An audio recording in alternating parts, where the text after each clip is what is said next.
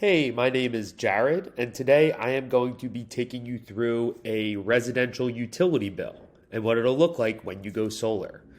So, the first thing that you'll notice is that there are two lines next to your service. There is your general service, which exists on every utility bill, and there is your outflow service. Any energy that your home is not using that's being generated by the solar array will flow out to the grid and the utility company will give you credit for it. We'll get back to that in a little bit.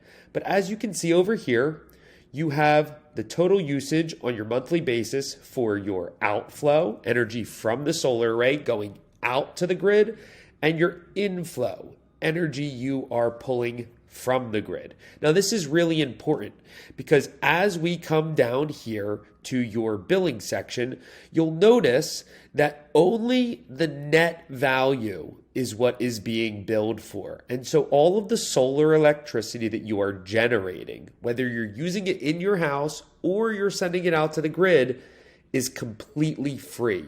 And so when you look at a bill like this, even though they're using a lot of electricity, it's a really small bill. Saves them a lot of money.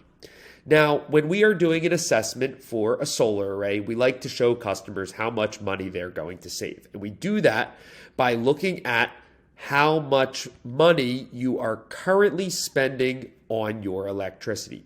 It's called a kilowatt hour rate, and that's what this kWh stands for. And so we will get that total rate that you pay, and then we will compare it to the amount of solar electricity that you use.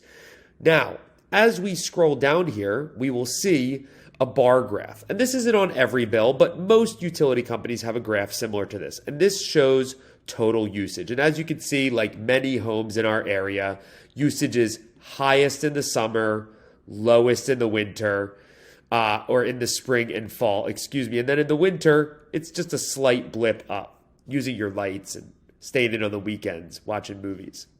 So we'll use this information to size your array appropriately. But what's most important is this number down here, your total annual kilowatt hour usage. And you can see that number is typically somewhere between 5,000 and 15,000 for most homes.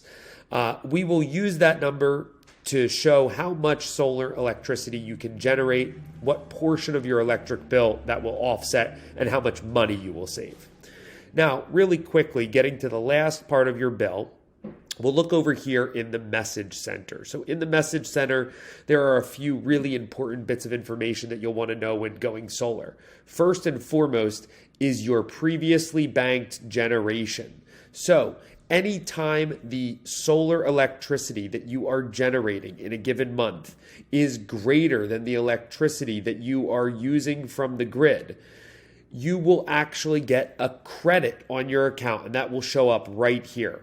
And that will roll over from month to month. And so some months, like the spring and the fall, when you typically generate more electricity than you use, you'll be able to carry that electricity over to other months when you're using lots of electricity, like winter and summer. And then the other piece that is really important here in the message center is the price to compare. So the price to compare is the rate at which PECO will buy any additional electricity from you. If in a given year your solar array generates more than 100% of the electricity that you are using, so for example, in this case, if this gentleman's solar array generated 6,000 kilowatt hours, PECO would buy the extra electricity from him. And that's a great way to add more money in addition to the savings that you're seeing on your utility bill. And on every bill, PECO will show you how much money they will purchase that from. And most utility companies will as well.